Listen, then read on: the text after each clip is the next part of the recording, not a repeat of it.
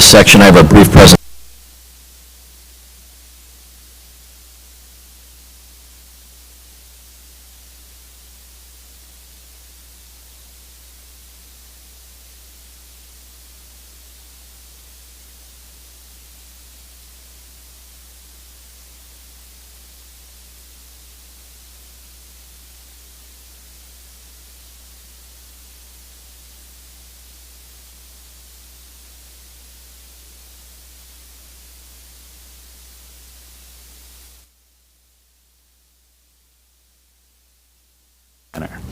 We also ask that you submit one comment per opportunity. Kathy, do we have any comments? All right. All right, next we will go to the consideration of resolutions on our consent agenda.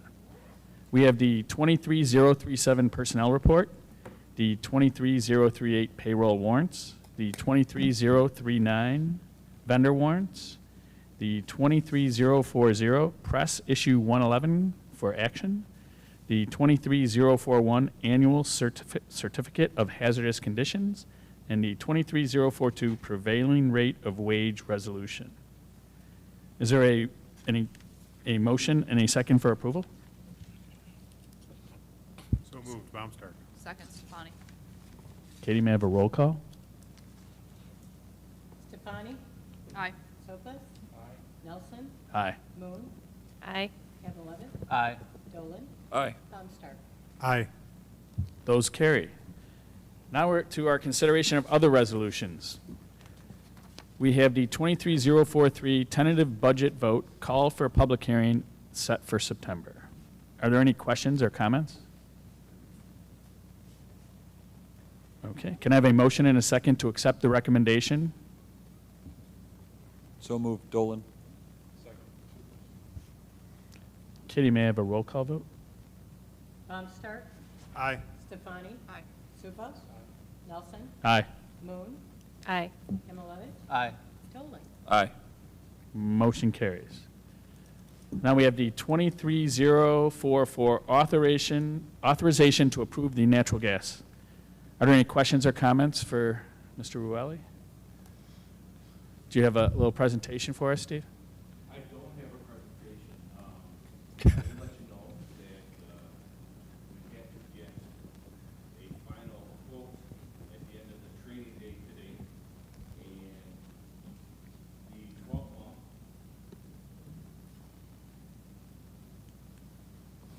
Thank you.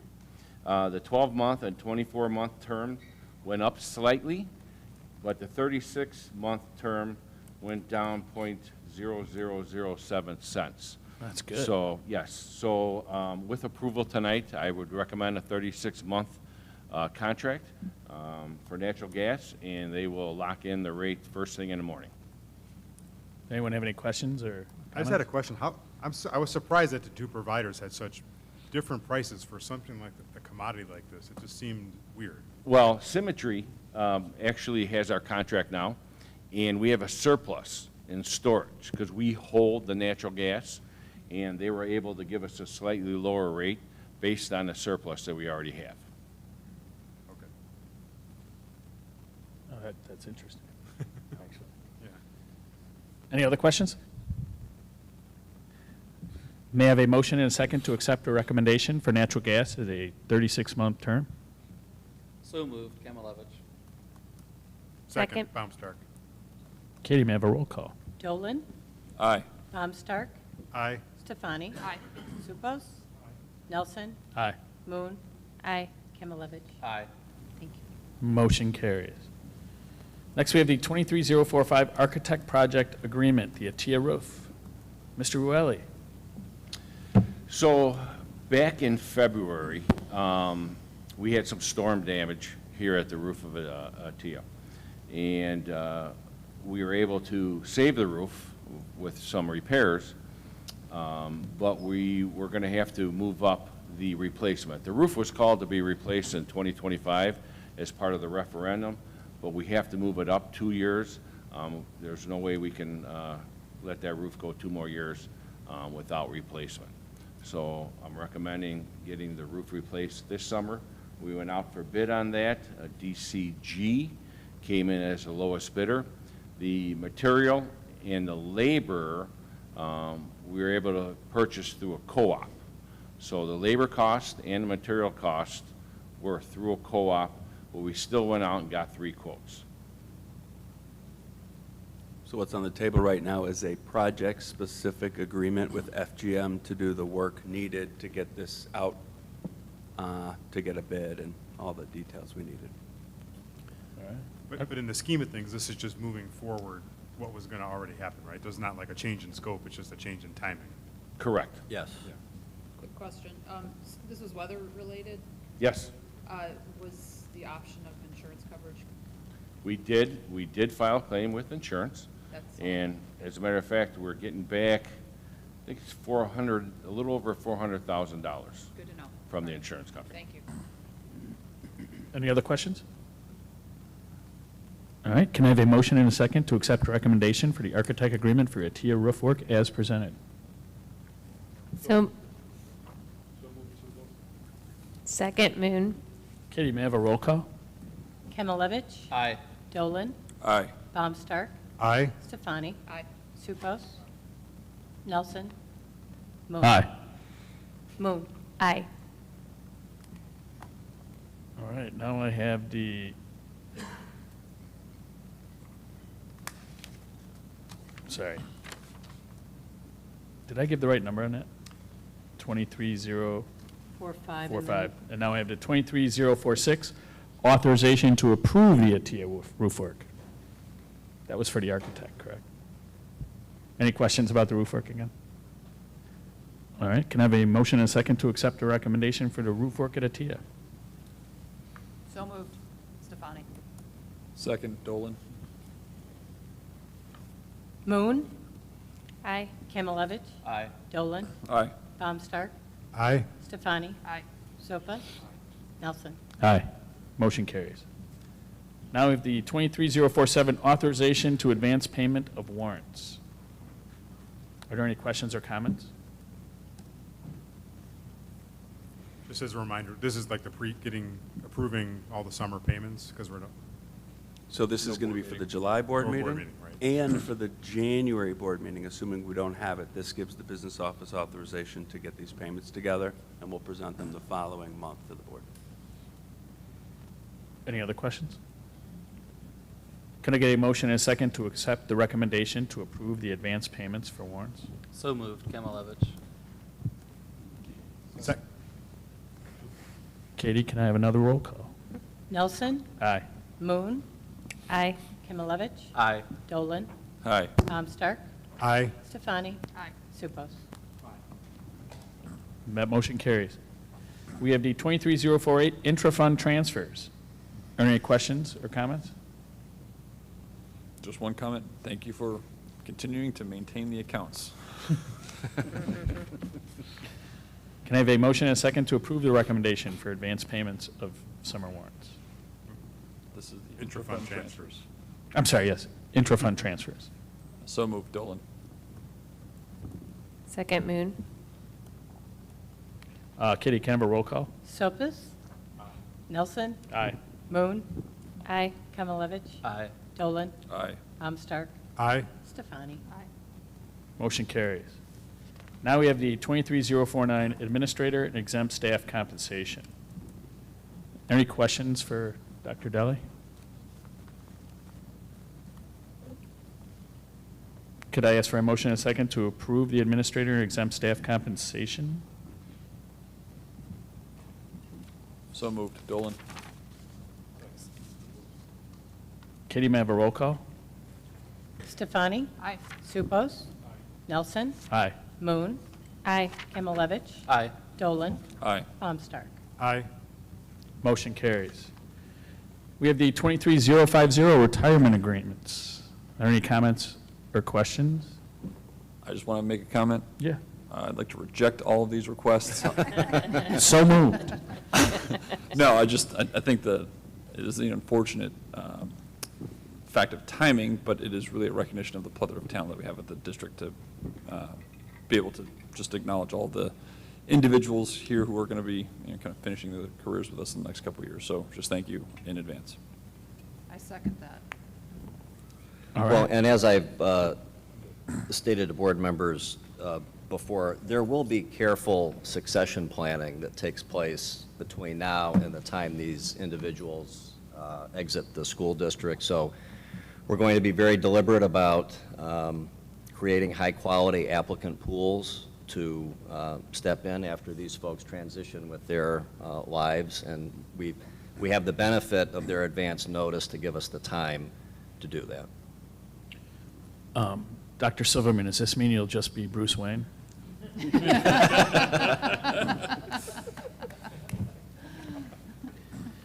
Can I have a motion and a second to accept a recommendation to approve the retirement agreements as presented? So moved, Moon. Second, Kamalevich. Katie, may I have a roll call? Baumstark, Aye. Dolan, Begrudgingly, aye. Kamalevich. Aye. Moon, Aye. Nelson, Aye. Stupas, Stefani. I also begrudgingly. All right. Motion carries. Now we have the 23051 ALOP resolution. Are there any questions or comments? I have a short presentation that I. Great. Yeah. Cue it up. Okay. So ALAP. So in our continued effort to build a responsive system specifically for our middle school level, I just want to take a couple minutes to talk about a new partnership with our Regional Office of Education called ALAP, the Alternative Learning Opportunities Program. The vision of this support aligns perfectly with our strategic plan because it stresses equitable supports, community relations, parent relationships, and student success. So basically, as you know, we're in a constant state of reviewing data, talking to staff, talking to parents, and examining our current systems. By adopting the ALAP program, the Alternative Learning Opportunity Program, this would be an example of our continued focus on changing our system to be more responsive to meet the needs of our school community. And so basically, a description of the program, North Cook has, we've had a great partnership with them, and they have several programs on site at their campus in Des Plaines that we have accessed over the years. But this program brings a lot of the support on site, on campus. And basically, the program would allow 2 student advocates to be on site at our middle schools to provide advocacy for students and families. Some of the activities they would actively engage in would be home visits, so their hours surpass the school day. They could meet with families and students before school, during school, after school, on weekends, and in the evening. They would allow for increased student connections, increased case management, which has increased significantly post-pandemic. Families and students just need more of that case management, linking them to appropriate resources beyond the school day. They would provide increased mentoring and, again, just that connection for families and students to the school. North Cook would manage all of the hiring, all of the training, and all of the vetting, and we would be allowed to sit in on interviews. I spent the entire day at North Cook today sitting in on interviews, and I have to say they attracted a really great group of people that we were able to interview. It is application-based, and we've, Dr. Deli, myself, and a small team went to informational sessions about the program. We were actually interviewed by North Cook to see if we are a good fit. They were looking for districts that already have a good foundation in responsive systems for students and with good leadership, and we were selected. I think I have the numbers of 22 schools applied this year, and only 8 were accepted to add to their already existing 5 schools that were participating in the pilot this year. And so ATIA was selected for the 23-24 school year, with Springman following closely after. If they have room to add Springman in January, they will, but the latest date would be in August 2024 for Springman to join the program. And I'm just waiting for this to respond.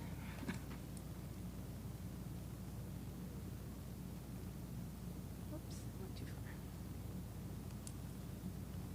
far. As mentioned, the students and families we want to target are students with behavioral challenges, poor academic performance, attendance or truancy issues, and just that lack of connection to the school environment. There is an enrollment process. This is just not a referral like I would want this student to be in the program. It fits into our already existing multi-tiered system of supports. And so the advocates would be part of the school-based team, and they would problem solve on students that are potential fits for the program. We would talk about what have we already tried, how have we already tried to connect with student families. If it is a good fit, we would meet with the family. We would obtain consent for the student to be enrolled in the program, and we would set very specific goals for the student and the family. They call it the student success plan, so it would be very targeted supports and goals. And then a schedule would be set for connections, supports, goal monitoring, and reporting. That is already what we do through our multi-tiered system of supports, so this would be an added layer of support in an already existing system.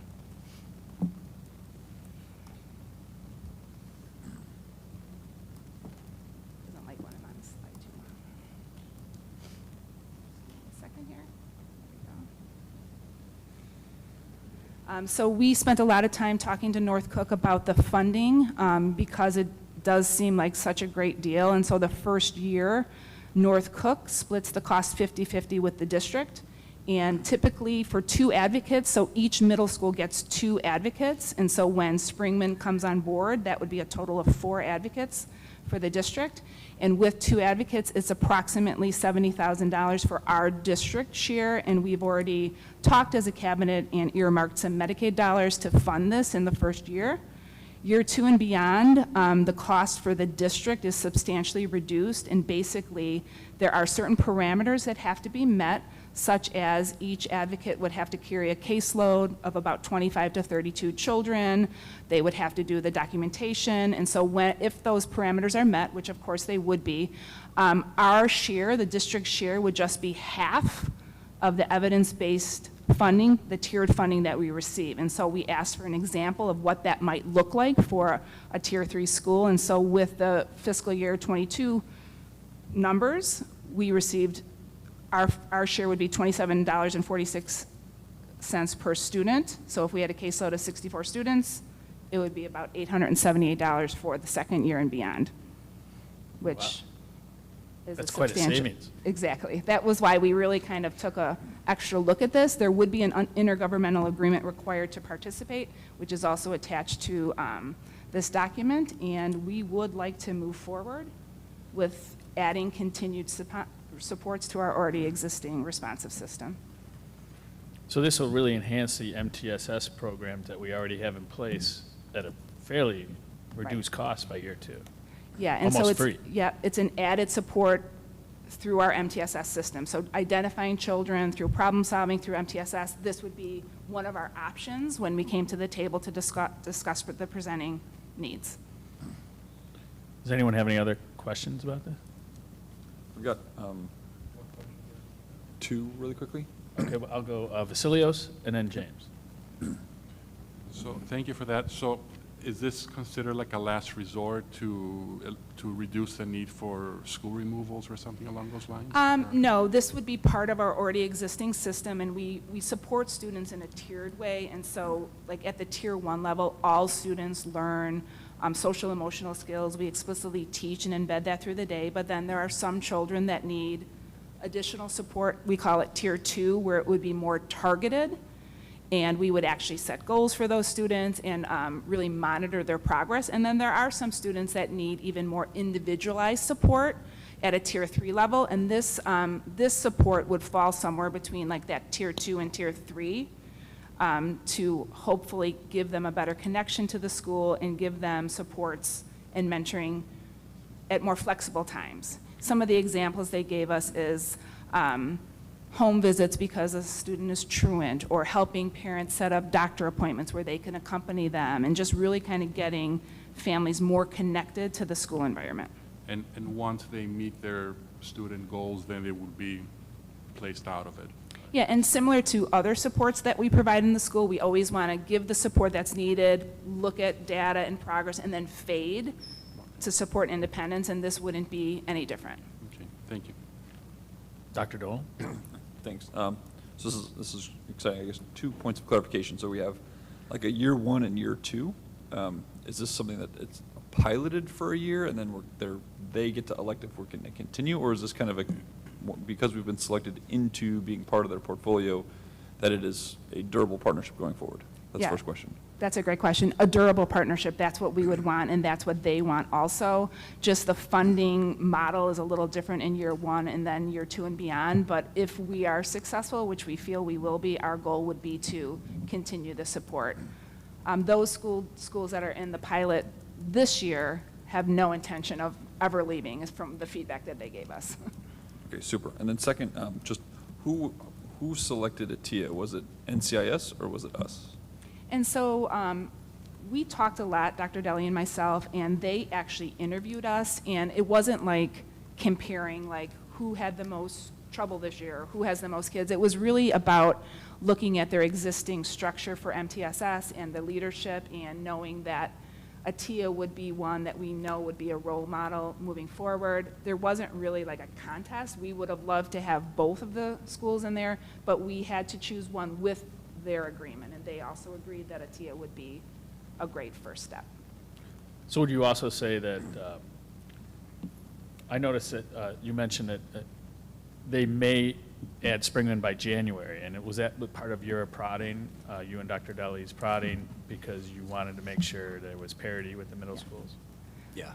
I talked to them quite a bit about it, and all day today, about when can we get going with Springman, and so Springman is priority now. They're in the pipeline because we've already been accepted. It's just that they don't want to take on more than they can, and they want to make sure they're doing it correctly. And so as soon as they're ready to add, Springman's at the top of the list. All right. Any other questions? Just quickly too, how did this get on your radar screen now? Like, why now? Has it always been there and we just got in? Is it a new program? It's new. So there was a pilot this year, and only 5 schools participated, and then we get newsletters, everything, and we kind of looked twice at it this time, and there was an informational meeting, and so I attended it, not really thinking that it was going to be something that we would be interested in. And when I came back and talked to Dr. Deli, we really talked about it in detail, and we talked about our existing structure, and we really saw it as a great complement and continued support for kids in need. So, we're really trailblazers because this will only be the 2nd year. All right, great questions. Could I have a motion and a second to accept the recommendation to approve the ALOP resolution as presented? So moved, Baumstark. Second, Dolan. Katie, may I have a roll call?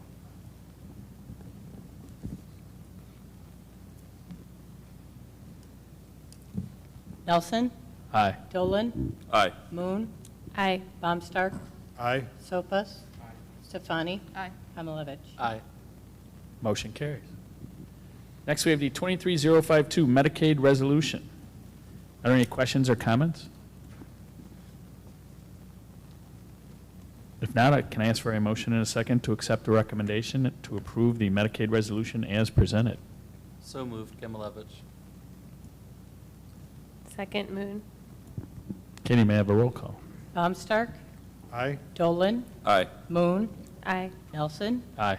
Sopas, Aye. Stefani, Aye. Pamela. Aye. Motion carries. And we have the 23053 approval of PTA donation for playground shades. Is there any questions about that? Just comment. Yes. Thank you to the PTA for that contribution. Yes, thank you to the PTA. Long list of generous donations, and this is for shades for playground areas that are not currently shaded. Some are, like over at Westbrook, others are not. All good. Can I have a motion and a second to approve the recommendation to approve the PTA donation as presented? So moved, Supos. Second, Dolan. Katie, may I have a roll call? Kimmelevich, Aye. Stefani, Aye. Supas, Aye. Baumstark, Aye. Moon, Aye. Dolan, Aye. Nelson. Aye. Motion carries. Now we're to the discussion section. And our first discussion item is the Student Resource Officer for middle schools. Dr. Deli? Thank you. Good evening, everyone. This evening, I'd like to begin a conversation about the possibilities of having a student resource officer at each of our middle schools. We have an opportunity to partner with the Village of Glenview and the Glenview Police Department to create an SRO model. Glenview 34 is no stranger to this model. I'll go into some of the history in a few slides. This is really a potential for a partnership for safety, security, and well-being at our middle schools. So what is an SRO? I mean, if you Googled this, you would probably get some variations on this. But in essence, and I won't be reading all of these slides, but a couple to make some points I'd like to. A school resource officer, or SRO, are sworn law enforcement officers. They're employed by a local police department. These individuals receive training specific to working in school buildings to help maintain a safe, secure, and welcoming learning environment. That's the goal. SROs are clearly identified in the building, and they do carry a standard issued weapon. And we'll talk more about some of the particulars of this in our subsequent conversation that we'll have about this in August. So there are a lot of details that are still being developed, and much of this is under the board purview that has not been completely vetted. This is an introductory conversation on this topic. The goal, though, is to build positive relationships with students, staff, and families, educate students and staff about safety and crime prevention, directly work with the school district and individual schools on threat assessment, emergency preparedness, and crisis response, among other things. Collaborate with school administrators, teachers, and be the bridge to the broader local law enforcement. Also to deter potential threats and promote a secure learning environment. There are some nationwide statistics on this. It will vary probably based on your search. I think really the message behind this slide is that this is a model that you will find across the United States. It may look a little different in its form and function based on the local needs of a school district, based on the local expectations of a school district. There are some statistics here on, the percentage of SROs that are placed in schools, for instance, that have specific types of training. I can tell you that we would be one of those school districts that would insist on the appropriate training before an SRO would begin their work in one of our schools. And we'll have some more information on the specifics of what that would look like as we advance the conversation. Just as a reference point, there are SOR models in local area school districts. Palatine 15, Wheeling will actually begin a model, I begin in August. Schaumburg, District 54, East Maine, our neighbor, Hawthorne, Buffalo Grove 102, you can see here. With varying amounts of experience and time, I can tell you that Schaumburg District 54 has had an SRO model for over 20 years, likewise District 102. Other districts have less experience. This is just to give you a general taste of what it looks like in generally surrounding areas. So the history of SROs in District 34 schools really looks like this. It began at Springman in 1987 through 2012. 1997. Pardon me? 97. What did I say? 87. Oh, thank you. You're welcome. 1997 through 2012, and ATIA 2003 through 2012. And this was brought about through an intergovernmental agreement, much like the one being brought forth tonight with the Village of Glenview. There was a cost-sharing arrangement where the village paid a certain percentage of the total costs of these resource officers, and the school district contributed a percentage as well. It was around 2012 where the district began looking very closely at its budget.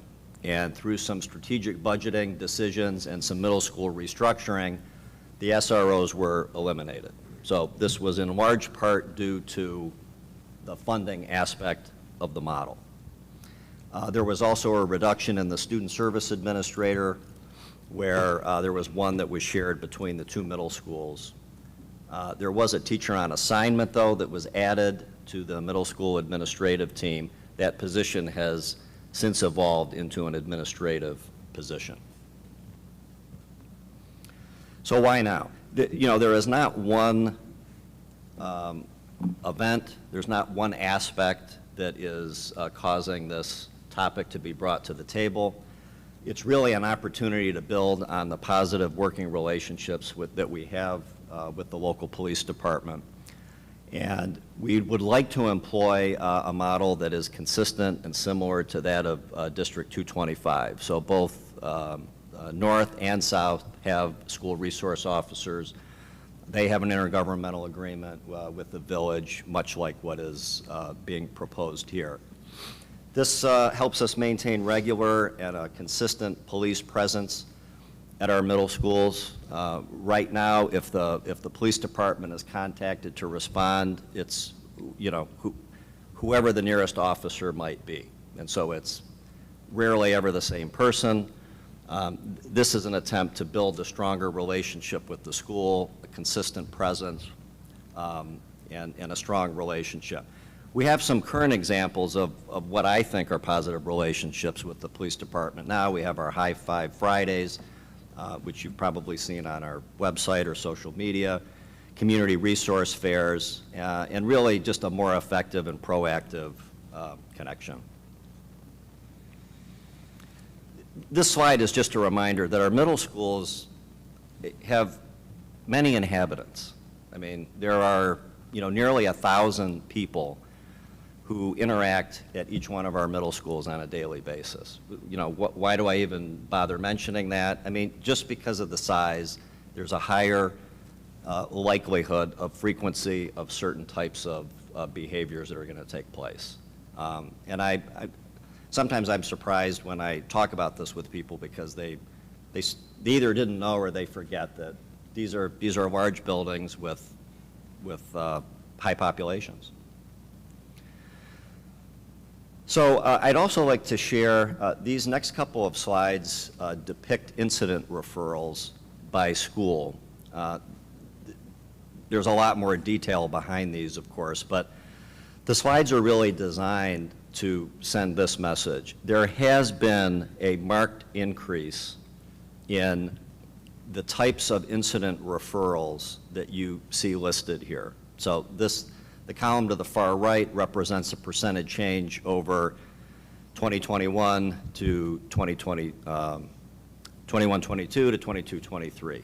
So you can see that in almost all cases, there is a sizable increase in the type of incident referral that has been made. Now, not all of these are even connected with a police presence or a police partnership within a building, but some of them are.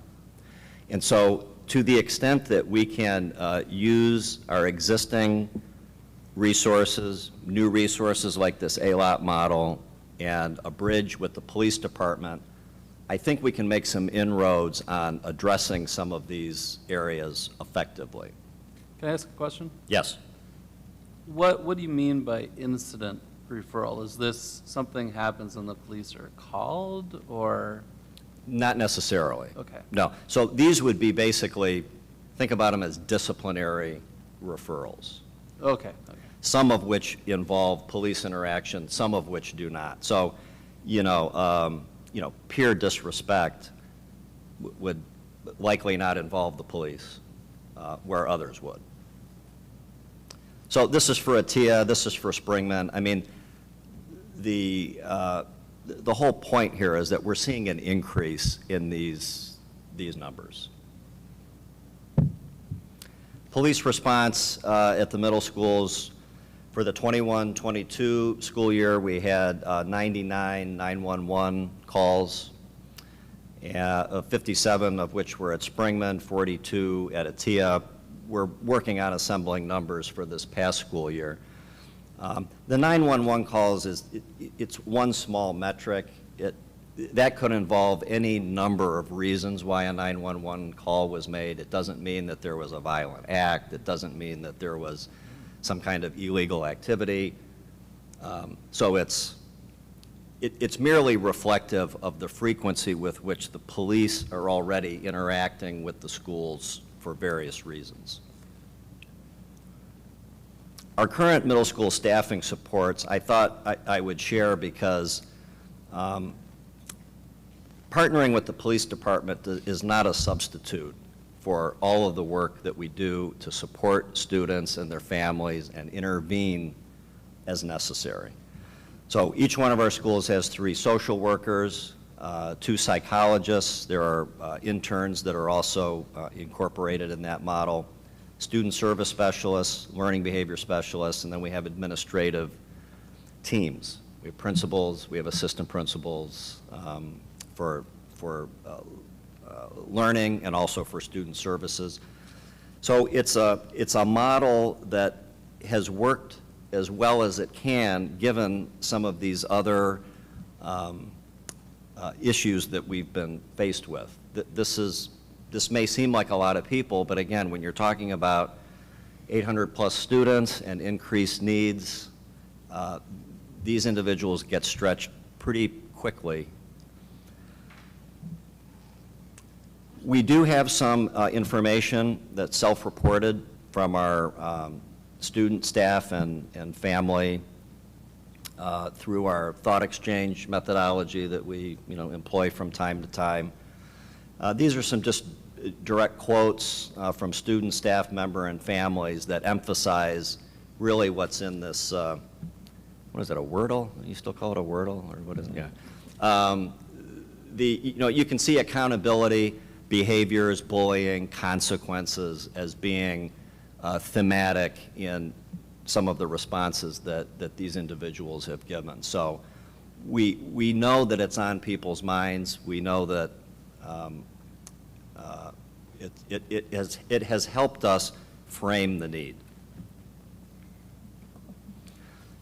This is kind of repetitious, but we do believe that there are benefits to an SRO model, the reduction of certain behaviors, the need for 911 calls, intervening with student injuries due to violence, drug use, cyberbullying, the list goes on. We think that they could be a value partner in both educating and intervening when actually things unfortunately happen, and they do.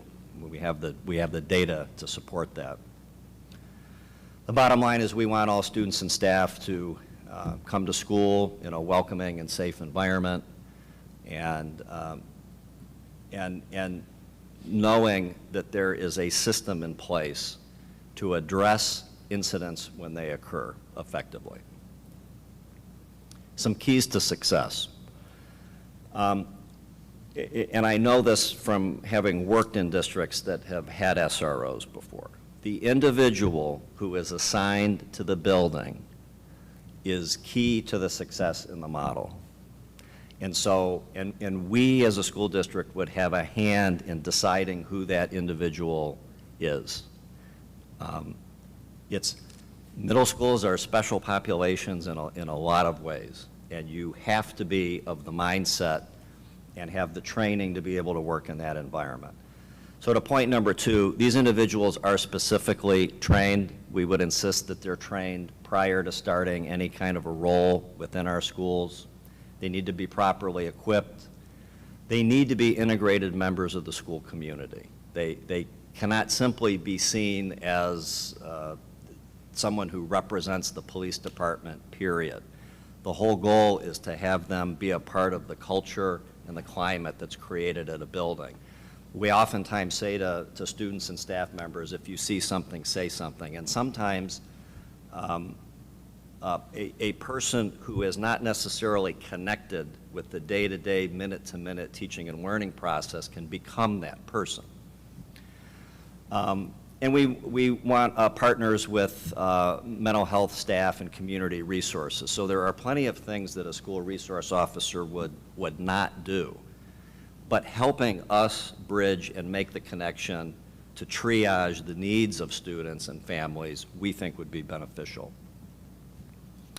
So how do we know if something like this is working? I mean, we do have some other school districts we can look at.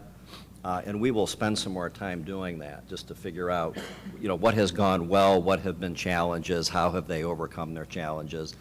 But we will continue to look at qualitative data. We'll look at, we'll be interviewing people about how this model has been progressing. We'll listen to testimonials from people. Quantitative data could include surveys, tracking the frequency of interactions with students, reviewing school rule violation frequency and type of administrative disposition. When it comes to school handbook infractions, this is very much a school responsibility. An SRO is not an administrator, not a social worker, not a psychologist, but we do believe they can be a member of a team. So there's no abdication of responsibility, for instance, from an administrator when a particular type of infraction comes up, where they just say, oh, well, this is something for the police to handle. It's a team effort, and the police may or may not be involved in whatever the situation is. SROs will never take the place of a mental health service professional or serve in a school administrative disciplinary function. Those are retained.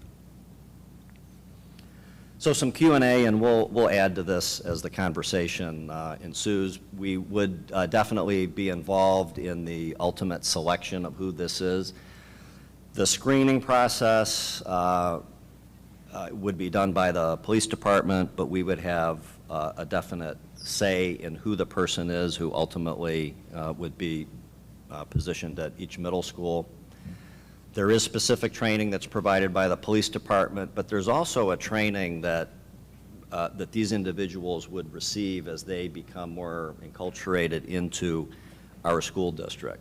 So they need to understand what our student population looks like, the needs, the standards that the school district has, the standards, quite frankly, that the community has for the care of its children.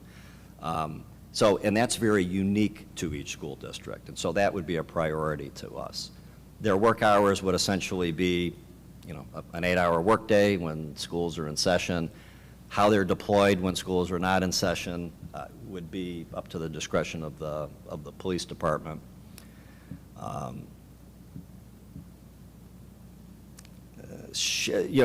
There was this notion of sharing SROs, could one be split between two buildings? It doesn't really get at the whole consistency and community building aspect. So I would not recommend splitting one SRO. If we have any problems with who this individual is or the service being provided, we would make sure that this is an agreement that we could get out of or have someone else placed in a particular building. So just because we have an agreement doesn't mean if we're having a bad experience with an SRO that we're sort of stuck with that person. There would be avenues for us to address that. The term of the agreement would be negotiated with the Village of Glenview, more details on that. It would also outline the cost-sharing agreement, what the percentages would be. The village assumes liability for officer misconduct, injury while they're on the premises. The SRO would have access to camera feeds that we have within the buildings. That would be part of the intergovernmental agreement too. Their ability to access that to help them in an investigation that would warrant them looking at any video feeds. We're no stranger to the model. Like I said, we have some experience with it. We're committed to reviewing the effectiveness of the model. If something's not working, we're not going to continue something that doesn't work. I think it would be worthwhile to try it. There'll be more work done on this between now and the August 21st board meeting, hopefully where other questions can be answered, and an intergovernmental agreement for the board to review. So thanks for listening. Does anybody have any preliminary questions?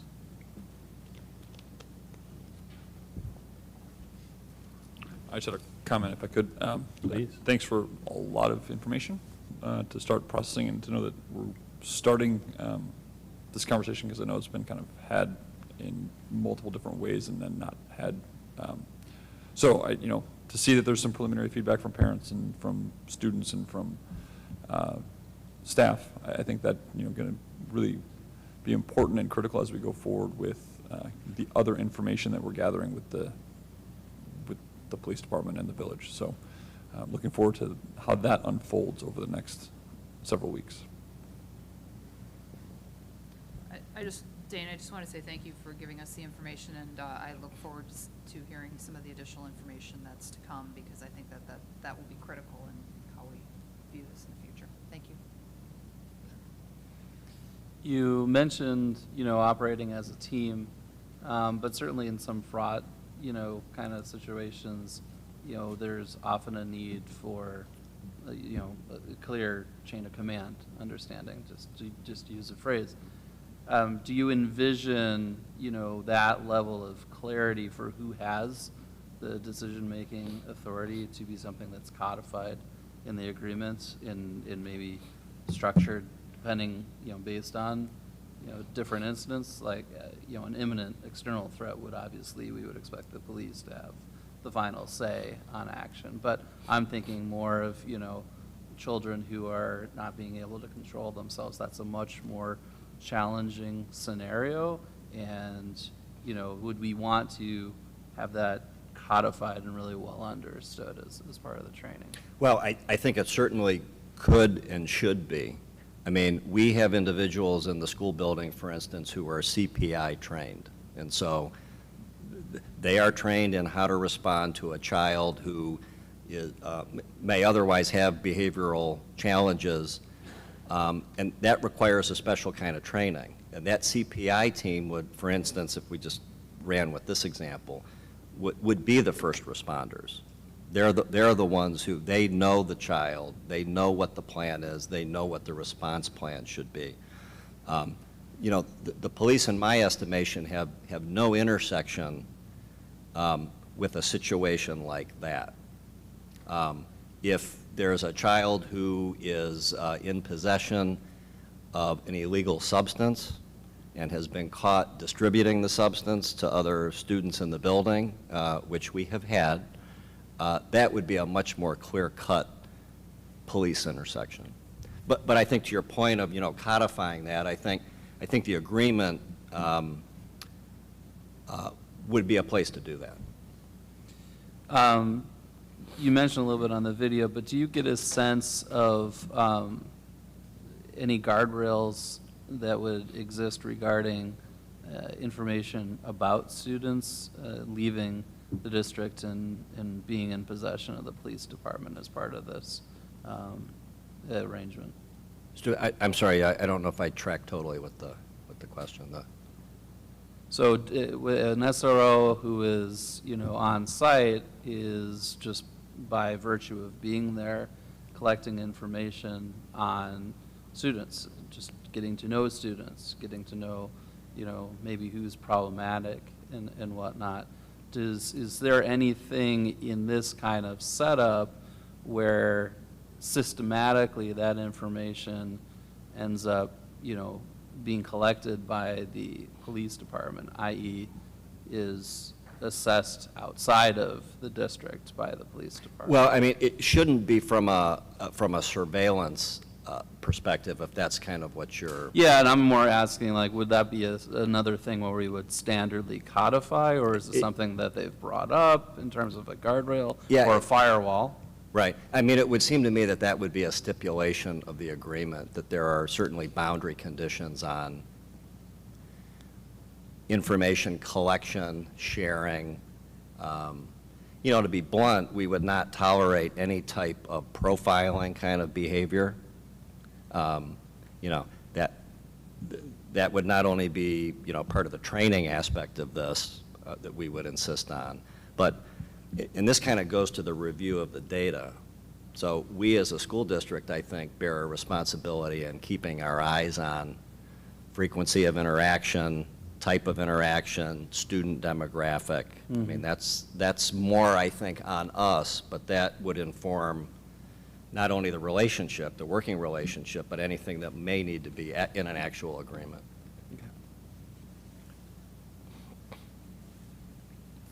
Any other questions? So this is really preliminary, and we'll get a lot more information and data in August?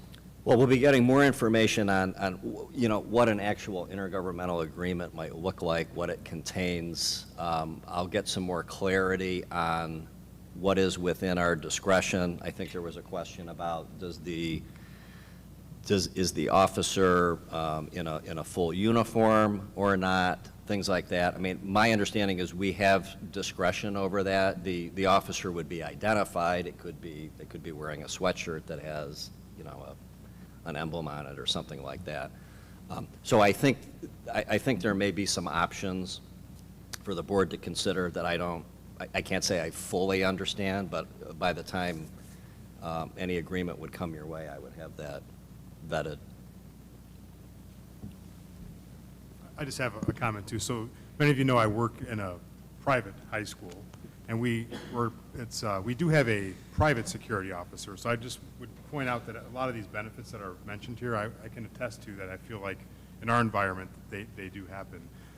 The thing about having like a procedures document, though, I think that's what works well for us. Like there's an agreement that we have with the security company, but then there's also like a standards of procedures document that we have off to the side that address all these different things. And actually, it's a fluid document because it's almost impossible to think about every scenario that's going to encounter. And so you commit to creating a set of initial ones and then revising it as you go. And the uniform is one of those things that we had in there. Like, and in what situations do we want a full uniform versus plain clothes or whatever? And and there's lots of other things that can go into that document. And also, just to highlight also someone talked about training, that's also like a really important one too. And it's not just, it's like very specific training that has to be at a school. Yes. And I think some of those were mentioned, like implicit bias and de-escalation kind of techniques and that kind of thing, so. But I just wanted to point out that idea of having the agreement separate from this procedures document. That would could be a living document. Yeah, it's a good to point. clarify all these implementation things and chain of command kind of stuff. Thank you. Thanks for a presentation. Thank you. We'll wait to hear more. Next, we move on to our consolidated district plan. Yes, good evening. Nice to see everybody. Right. So in order for us to submit our state and federal grants, it all starts with a consolidated district plan, which is basically sharing information with the Illinois State Board of Education regarding everything and anything related to our programming, our teaching and learning processes, our MTSS structure, or everything that you read and I know all studied in the 48-page plan. And I would joke and say there's a quiz coming your way, but that would be cruel. But there is very little change from the 23 plan to the FY24 plan. We did receive success with the 23 plan. It is accurate in terms of the processes and procedures we apply relative to writing those grants. And so we're sharing with you tonight the fiscal year 24 plan, which again allows us to then work on our titles 1, 2, 3, 4, 5, and everything else that we will work this summer to submit to the Illinois State Board of Education. Any questions?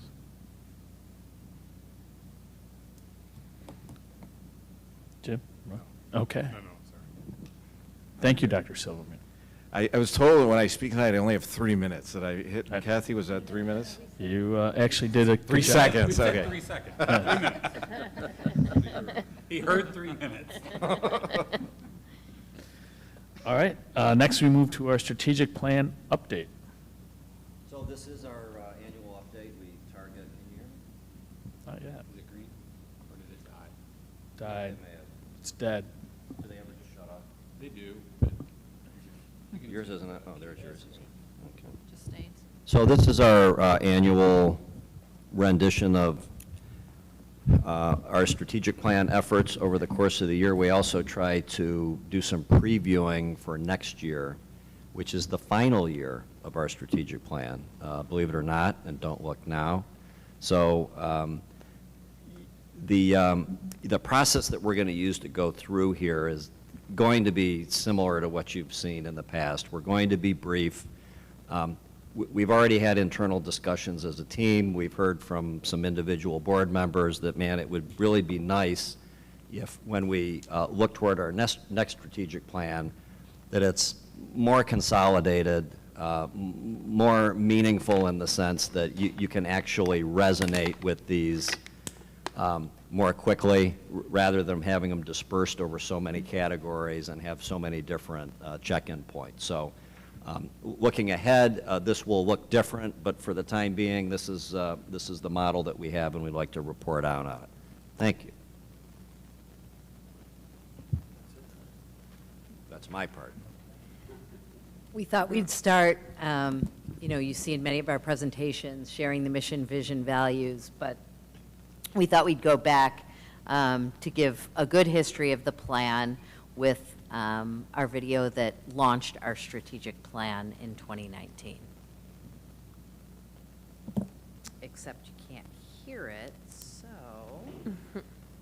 me get our sound. Should be here, right? Output, Atia Cafe. Okay.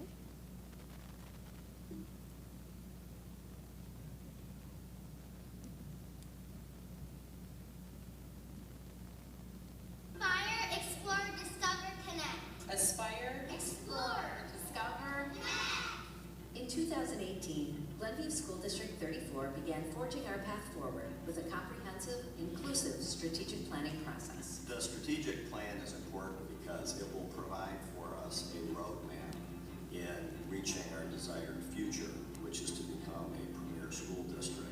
Our community was very eager and willing to participate in the process. We had a great cross-section of representation from our community. It was interesting because there was a mixture of people at every table. Everybody added something to the process. Every voice felt respected and heard, and everyone was able to kind of share from their lens and their perspective what they thought our district needed in terms of our strategic plan. We were all focused on a common goal, like what's best for kids and how are we going to do that? The plan was approved by the Board of Education in January 2019. The key elements of the plan, the mission, vision, core values, and goals, set the direction for District 34's success. And that direction has been mapped out by the entire District 34 community.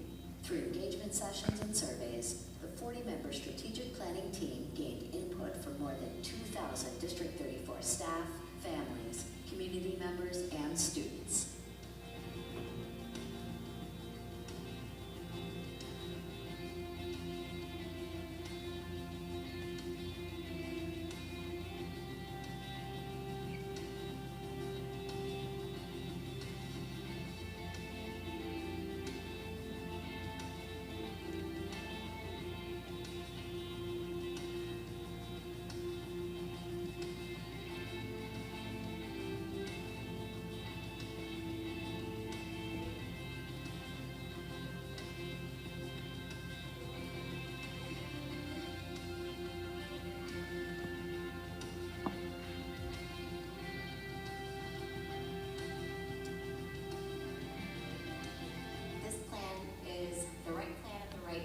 We also have the right leadership. You can see it coming to life in our district already. It's amazing to watch. I'm encouraged because I have 5 children, and each of my children are completely different. It will allow each of them to be met where they are. It's not just about making sure that you can read this and have these math skills, that it's a much broader look at the whole child and their ability to be successful in life, whatever that means to them. Everything that we do as a school community will be singularly focused on making sure that children have the best educational experiences that they will remember for the rest of their life. Now, it's up to all of us to bring the plan to life. Aspire. Explore. Discover. Connect. Aspire. Explore. Esperar. Explorar. Descubrir. Conectar. Aspire. Explore. Discover. Connect.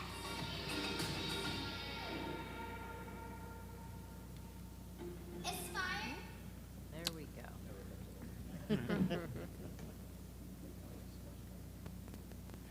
So with strategy number 1 under student success, we looked at, as a reminder, the redefining the success with pathways, varied pathways. Just as a 23 update, our new learning spaces, we further moved forward with our critical thinking and innovation with new social studies standards, continuation of our STEM modern media classes, and then a big push on our maker modules. Things to look forward to are a new math process that we're looking at, middle school ELA rolling out, the increase in student voice and choice for all of our children, and then obviously the completion of our learning spaces moving forward. So for strategy 2, we were really focusing on healthy transitions for our kids, both academically and social emotionally. And you can see from the strategy, we spoke about transitions from school to school. And it became clear pretty quickly the amount of transitions that our families and children go through. So our focus became all transitions, transitions between schools, between grades, between teachers, and between teams. And so we've developed systems to increase articulation meetings at all those different levels to enhance the healthy transition for kids. We've developed more feedback surveys so we know what we're doing right and what we need to continue to improve on, and that will continue to be our focus, that smooth transition both academically and social emotionally. So as you all know, we have a lot of data. We use data. Our staff are incredibly skilled at implementing the data for differentiation, meeting needs of children, modifying lessons, the whole gamut of purposes and uses of the data. So we will continue that process. This is just a precursor to a reminder that the Illinois School Report Card will come online somewhere at the end of October, and we'll have a full detailed presentation regarding all of our data points and growth. One variable, though, that stays on our radar, and it's part of our look ahead in this presentation, is the concern we have with our opportunity gaps between different groups and achievement, mostly referred to as achievement gaps, but the new terminology is opportunity gaps. So we keep our mind and our focus and our planning around those opportunities. And for our earliest learners, making sure we're developing that strong foundation, both pre-academically and social emotionally. The preschool team has increased significantly their systems to use observational assessment data to inform instruction. That's new. We now have a part-time coach to support all teachers in their development. We also are looking to our related service staff. We don't want anything to function in a silo, and so the school psychologists, the social workers, OTs, PTs are all embedded in the program to support all students. And as mentioned earlier, those transition meetings are really important. Earlier articulation meetings, we're starting to talk about rising kindergartners in October and November now to make sure that transition is healthy.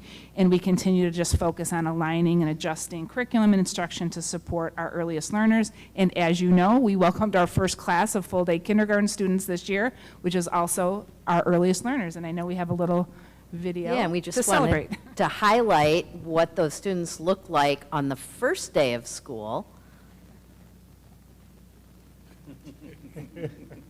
Just looking at their first classrooms. And this was a group of Lions students on the last day of our first full-day kindergarten year. Okay, and that's not coming out. It's first grade, here we come, is what they said. And I was taking pictures and videos, and they asked, hey, can you take a picture? I said, are you ready for first grade? And they got together and did that. So I'm sorry that sound's not working. The next section of strategies pertain to the educator growth and support section of our strategic plan. And, everything we do contributes or detracts from this positive climate that we're looking to build constantly. But some highlights from this past year, it had been several years since we engaged in the full collective bargaining process with our GPA, our support staff union. And so this year, we took on the full IBB process, the interest-based bargaining process, and believe that we strengthened many different elements of what we do with our support staff: education and training, connectedness, valuing longevity, a variety of things to help contribute to our environment for support staff. What grew out of our Superintendent's Advisory Committee last year was a full year of an affinity group that met for our educators of color. That was a tremendously supportive effort for that group, and that work will continue into next year. That was an award-winning group. Both ISB and INSPRA recognized that group with some really nice awards. And then we launched, we don't have the time tonight to do it justice, but the Explore D34 campaign is tremendous. Hopefully you've seen signs around town, Explore D34 with a QR code that you can scan. Takes you to the website. Kathy and Melanie have done a tremendous job on just showcasing all the reasons someone would want to consider, looking at us as an employer. It's phenomenal. So I encourage the board to please explore and check that out. And then looking ahead, we anticipate a successful interest-based bargaining process, concluding with our GEA and the continued expansion of our recruitment efforts. And we will give you a glimpse, hopefully the sound will work, into just one of the short videos of Explore D34. And you can visit the website at any time to see all of our videos, including the star Matt Silverman. Okay, this we got to see if we can get the sound.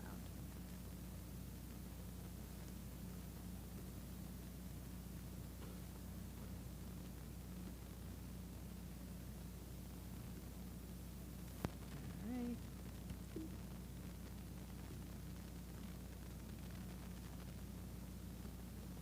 Let's give it a shot.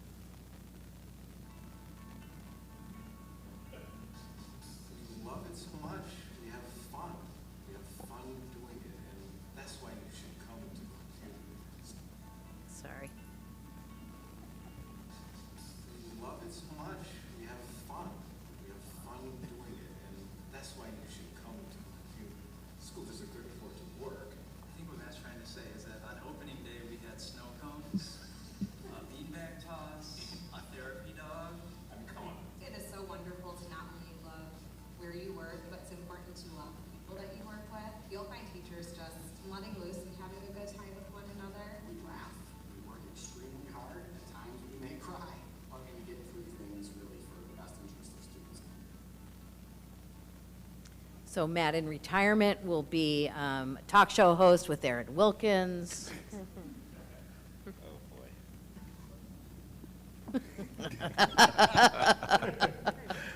Yes, that too. Okay, so for strategy 6, maximizing the return on our investment, you earlier this school year saw a Learning Walks presentation, which is designed to be very inclusive, a style of professional learning and staff development. So we're going to continue. It has had a huge impact on this particular school year, the framework and the model, and we'll replicate that into subsequent school years. You received information also in a report about our professional development framework for next year, and a big piece of that is our Institute Day. And last year we launched really an extensive choice-based opportunity for staff. It's a full-day institute. Last year we had about 48 options. 2 half-day sessions are a full day for staff to select and then learn all day in September. So a similar model will be instituted for this particular school year. And we're really excited. We're just looking forward to broadening and including more of our staff in that last bullet, associates, participating in Wednesday morning professional development, and our late arrival model is a piece that we're bringing online. And really, the look ahead is continuing everything that we have started to really make it an organizational expectation, high-quality professional learning experiences for all of our staff.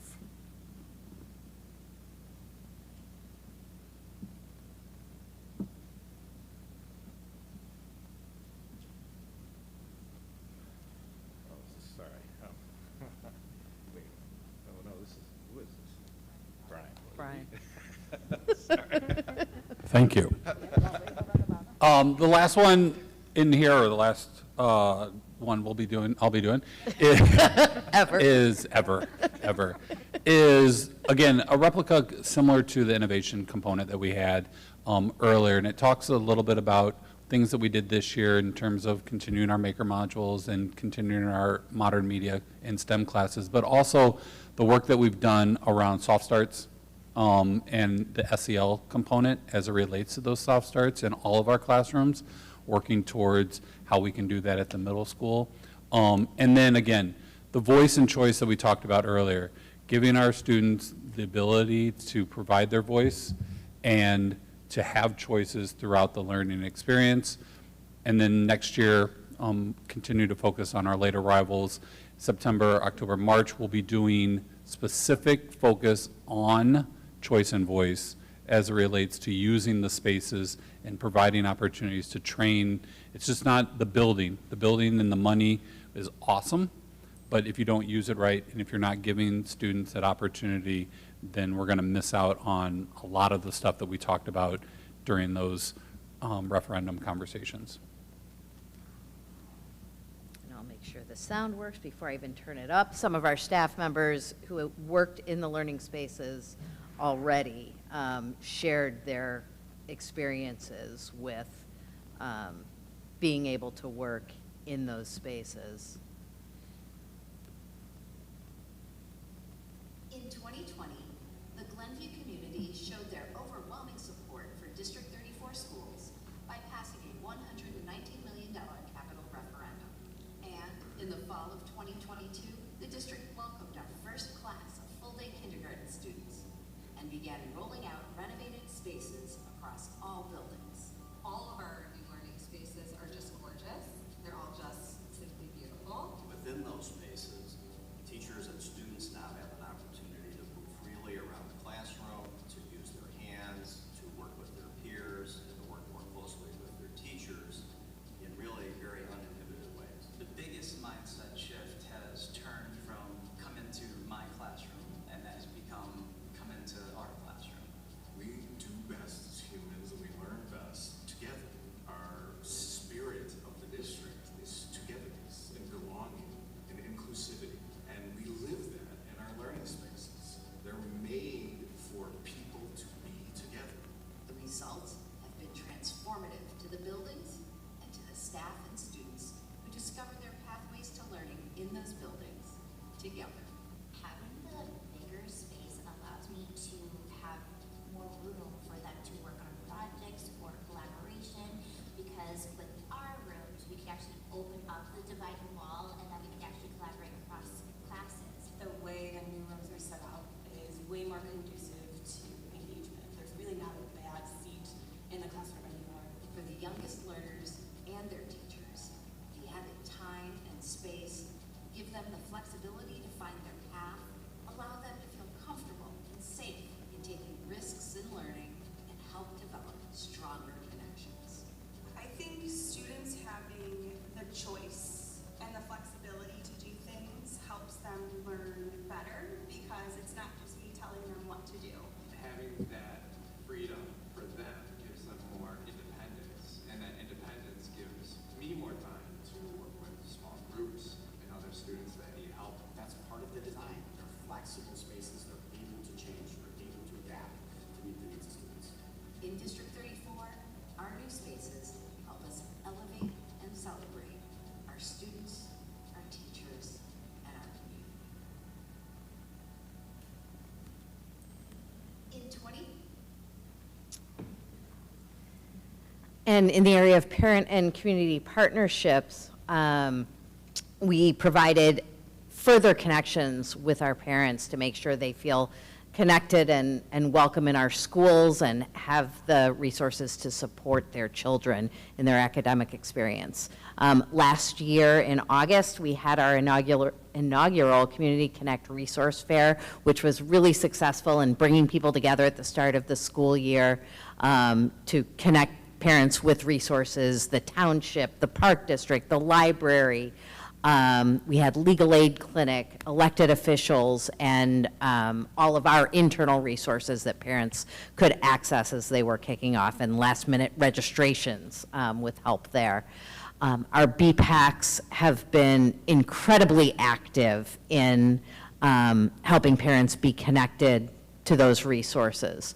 D34 Parent Connect, again, had a great lineup of programming for core instruction and SEL, and we've continued to increase our partnerships with our community partners. We're planning a bigger Community Connect Resource Fair at ATIA in August, and our D34 Parent Connect family programming will be on mental health matters for the next school year. And you see some shots of the Community Connect Resource Fair. We're excited about having that again. Ensuring clear and accurate communication. The biggest bang for our buck in that area was our recent rebranding of all of our schools to make sure that we have a district-wide feel, but each individual school has its own unique character, and that's a great connection for families and students. Nick Paranti added some great resources in Power School so that staff could easily see family home language and preferred language of communication. We've expanded translation services. We provide regular updates to the website to make sure that that's the hub of communication, that parents and community members know where to go for information. And we know that the number one communication tool that most of our families use is text messaging. So we've increased that usage and made sure that communication is available is accessible in languages. And we're reviewing options next year for better two-way communication and translation and other accessibility tools. And there's our new school logos.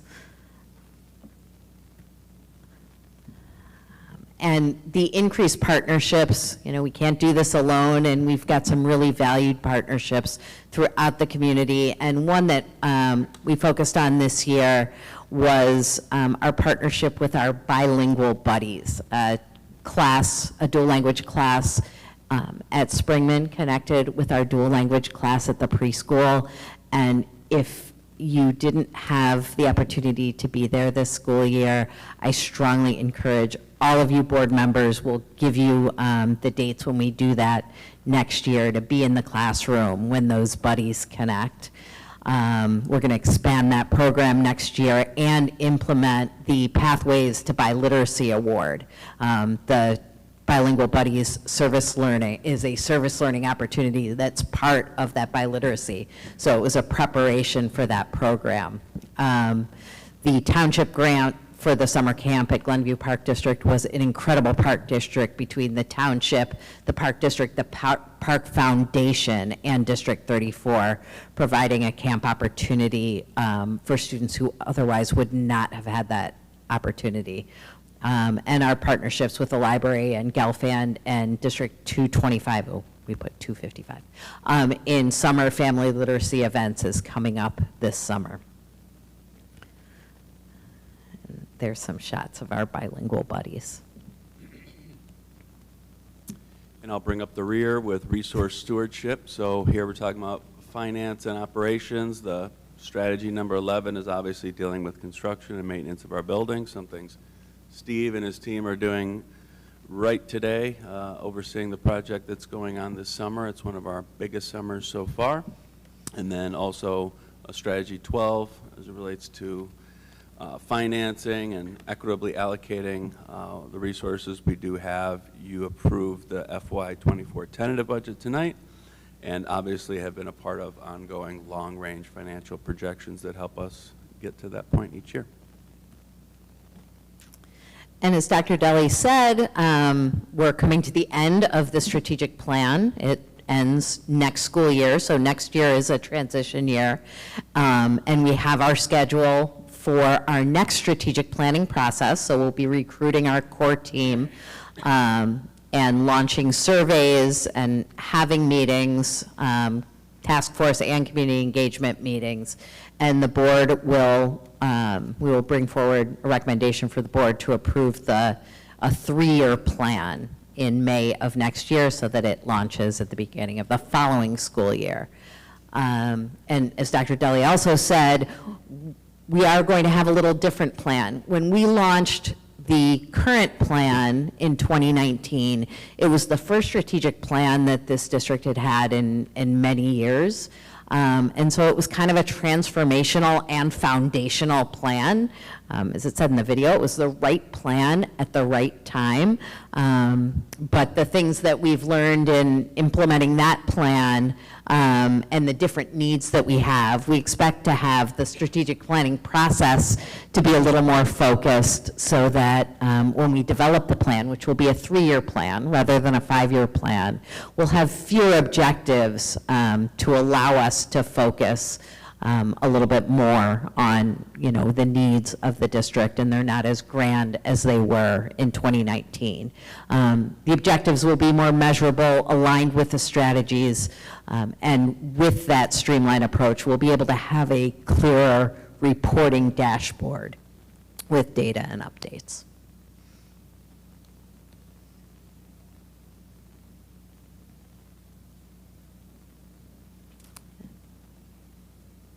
All right, any questions?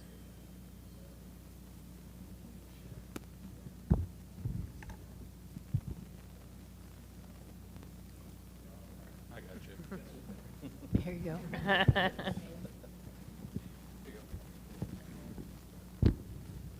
Just going to play musical chairs. There we go. Give that to Katie. All right, any questions about the presentation? All right, sounds good. James, I know I want you to be involved with the strategic plan. I hope you're ready. Good. You're welcome. All right, next we'll move to audience comments. Do we have any audience comments right now, Kathy?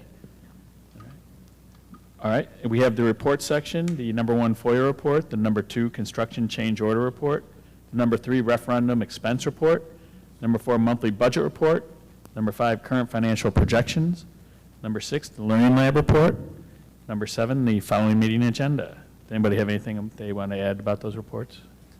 I had a question. Certainly. I think this is for Eric, because it came up when I was going through the financial projections. So we've got a number of things in the air right now between the negotiation, the going out to bid for the next round of, of the construction, as well as sort of finalizing the budget.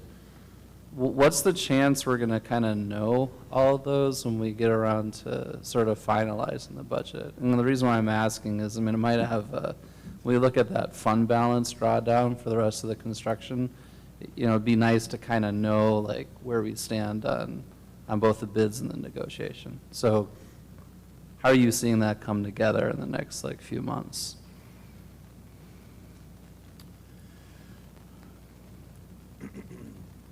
I remain cautiously optimistic on both fronts.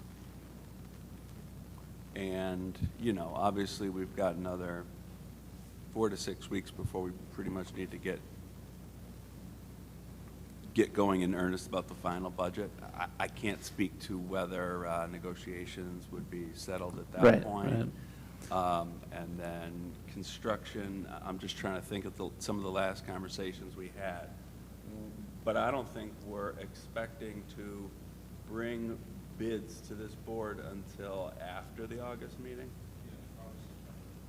So I think our best chance for the final budget is to have more informed guesses.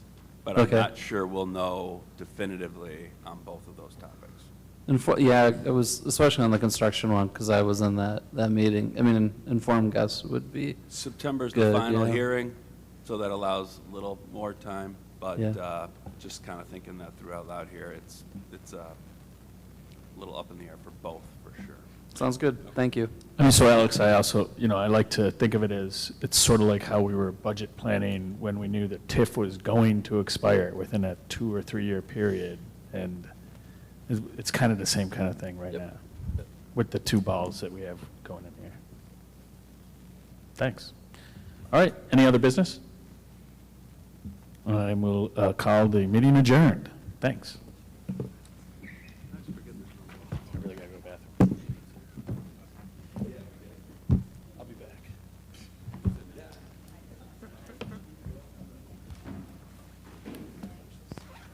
Congratulations. It's working now? What's that? Oh, coffee, seriously?